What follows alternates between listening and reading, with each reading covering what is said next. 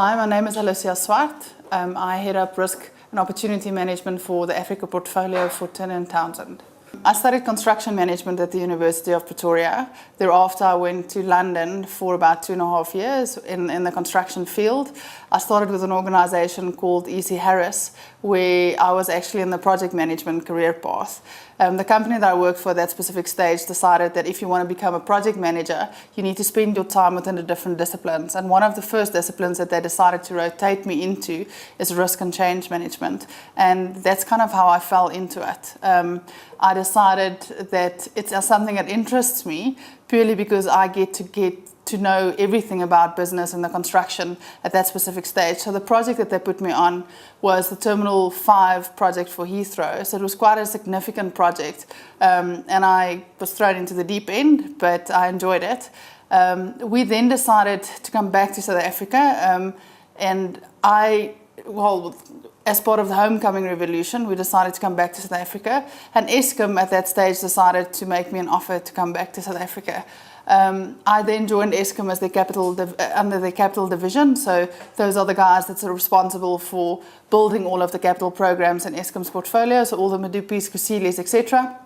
It was an interesting journey because I joined Eskom in 2006 and I didn't realize that I'm joining them as a risk manager. I actually thought I was joining them as a project manager, but I then realized, no, my contract said that I'm a risk manager. And it was an interesting journey because two things happened. Is that at that stage in 2006, risk management in the project management space didn't really exist. And my manager was very open with me and he said to me, look, what am I supposed to do with a risk manager and why do we need one in a project environment space?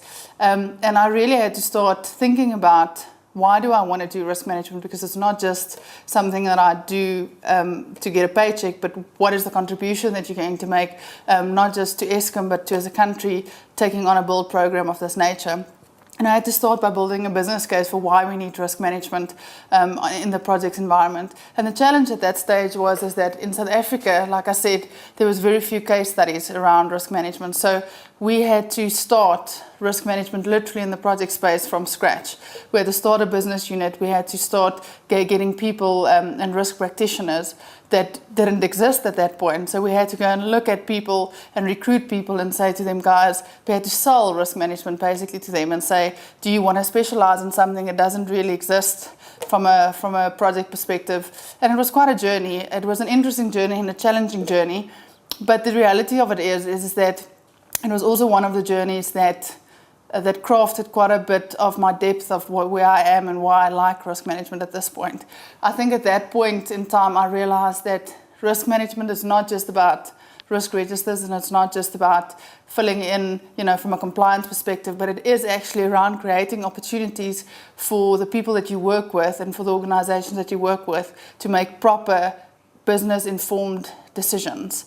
And your role as a risk manager is to look at what is those trends, what is the business trying to achieve, and what are those things that actually might stop you from achieving it? And not just the negative, but actually also the positive side of things.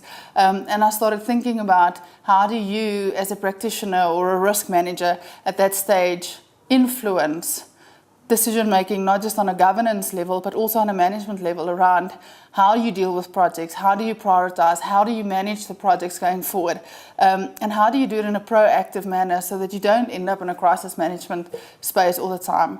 And one of the things that I realized out of that is that it's actually just more about culture, and it's actually about creating an understanding in people's minds. And that's why I decided then to do my master's in project management still, and combining risk management and project management as a solution, because I realized that once you know that risk management needs to be done in an organization, you actually need to project manage that organization through the different changes that's required.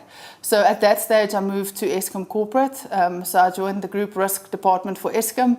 And it was around the blackouts periods in 2008. So it was a emotionally taxing period, I think, for South Africa as well. But one of the things that I was mandated to do is to actually project manage the organization through a new ISO 31000 rollout.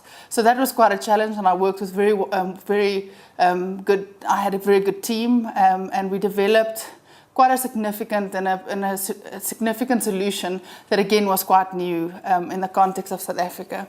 My journey with IRMSA started in 2009, and it was actually by accident, to be honest.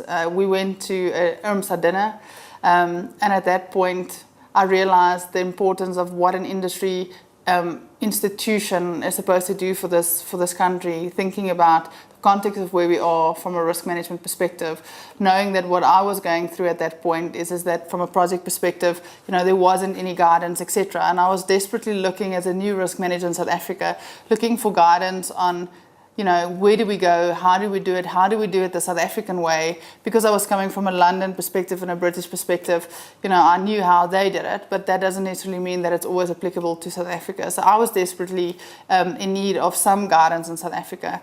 When I joined IRMSA in 2009, it was a very young institute. There was a lot of issues at that point, and I think it was also because of the fact that they didn't, that because it was such a new institution, or it's a new practice, as I might say, in South Africa, the pressure was never there to actually make it into an institution that actually matters. So my journey started in 2009, and one of the reasons is that I stood there and I realized that it's one thing if you just asking for an institution and an institution to deliver to you, but there's a very different thing if you realize that you need to be the change that you need. And at that stage, IRMSA was in desperate need of people that was willing to join and to give time to make and invest into an industry that somebody loves. And I loved risk management and I believed in it at that stage. So I and still do. So I decided to join IRMSA and try and make a difference where I can. And I think that's one of the elements that sustains IRMSA.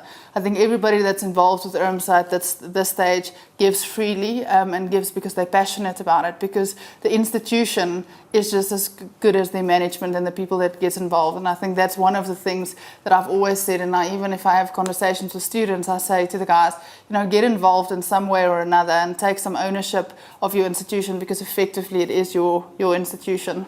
So since I joined IRMSA in 2009, I've worked with the executive team on different portfolios, from marketing to membership to business intelligence. So it's been very different, and I think one of my strengths is really to start up of different practices. So I think that's where I've contributed.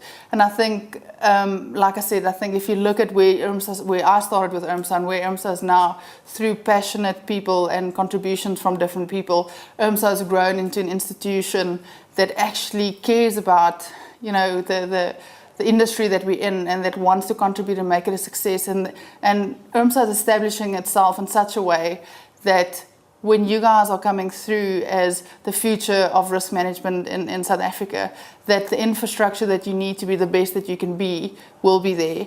And I think they need to be commended on that. And I think one of my last comments that I've got for you guys is that it's one thing sitting on the side and taking what an institution has to give, and it's a very different thing if you get involved. And I think IRMSA is always open for people to get involved and just expand into what you think the institute and risk management as a practice should be of the future. And I think the opportunities are endless for contributions and making a difference.